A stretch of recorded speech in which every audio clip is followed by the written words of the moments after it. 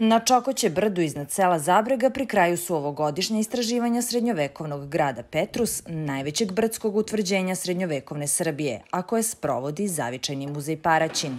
Istraživanja centra Petruške oblasti, koja datira iz 14. veka i vremena vladavine cara Dušana, muzej je obnovio prošle godine kada je istražena palata površine od oko 165 kvadratnih metara.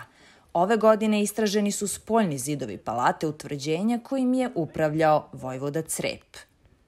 Tokom prethodne kampanje istražili smo ovu prestolnu dvoranu u kojoj se sada nalazimo, izuzetno velikih dimenzija, najveća poznata dvorana.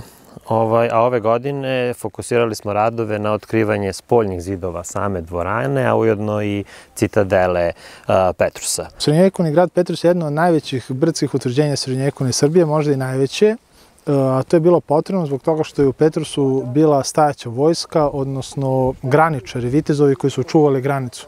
Imamo i posredne podatke iz istorijskih izvora da je to bilo tako, zato što je na polju Dubrovnica, u blizini Paraćina, mi pretpostavljamo da je to bilo negde južno od današnjeg sela Plane, župan Vukoslav 1381. godine, 25. decembra na Božić pobedio Turke.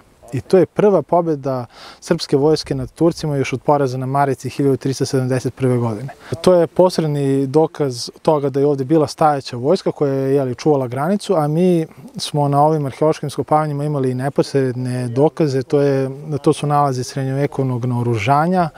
Pre svega imamo jedan zanimljiv nalaz dela samostrela, što je stvarno bila na neki način ekskluzivna roba u to vreme i pretpostavljamo da se radi o uvozu iz neke, recimo, severne Italije. Petruška oblast pružala se na prostoru koji je veći od teritorije opštine Paraćin, od manastira Ravanica pa do današnjeg Pojata i od Velike Morave pa sve do Čestobrodice. Zavičajni muzej radiće na istraživanju i ostalih značajnih lokaliteta ove oblasti, ali će najpre istražiti Gornji grad. Naše istraživanja će u početku biti koncentrisana na Gornji grad i na konzervaciju srednjovekovnih ostataka u Gornjem gradu. Pored toga treba istražiti i fortifikaciju, odnosno bedeme, neposredno pod citadelom, zbog toga što se spiranjem materijala iz Gornjeg grada verovatno tamo najviše zadržavao i tu možda možemo naći neke nalaze koje nam mogu reći nešto više o životu na srednjovekovnom gradu Petrusu. Također treba istražiti i nekoliko objekata u Donjem gradu koji su trenutno vidljivi na površini. Pripremamo zidove i sam ovaj prostor za projekat konzervacije koje će uslediti odmah nakon završenih istraživanja u saradnji sa Zavodom za zaštitu spomenika kulture iz Kragujevca. Radimo taj projekat i nadamo se da sledeće godine izvršimo konzervaciju ovog samog prostora, zidova i podova, kako bi zaštitili od spoljnog uticaja, naravno, i kako bi ovaj prostor u nekoj budućnosti otvorili za posetioce i za turiste. Petruška oblast nije obuhvatala samo utvrđenja, već i mnogobrojne verske objekte, te će i njihovi ostaci biti predmet istraživanja. Tu je bilo i preko 20 srednjovekovnih crkvi. Poznat je izraz Mala Sveta Gora u klisuri Crnice. Znači, mi ovdje na prostoru od Sisarca do Zabrege ili Buljana ima sigurno 10-ak srednjovekovnih crkava, ali crkava ima još. Tako smo mi vršili arheološke iskopavanja na crkvi Sveti Đorđe u Gornjoj Mutnici, gde smo otkrili severnu polovinu crkve i pripremamo se da sledeće godine iskopamo čitav prostor crkve.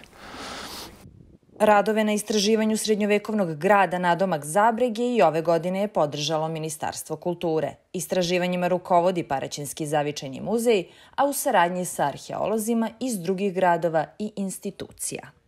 Nakon završetka ovog Gornjeg grada i citadele, ovo će biti jedna od najlepših turističkih destinacija u čitavoj Srbiji, siguran sam. Kada budemo otkrili bedeme kompletnog grada Petrusa, savršeno će se uklopiti u ambijent klisure reke Crnice i sela Zabrege, u kojoj ima još nekoliko konzerviranih prelepih manastira i u saradnji sa turističkom organizacijom i sa društvima, pre svega društvom Petrus iz Zabrege koje ovde deluje na ovoj teritoriji. uređuju se to i pešačke staze i kompletan prostor, tako da će ovo biti jedna jako lepa turistička destinacija, da će ljudi pored kulturno-istorijskih spomenika moći da uživaju u prelepoj prirodi i u divnom pogledu u čistom vazduhu.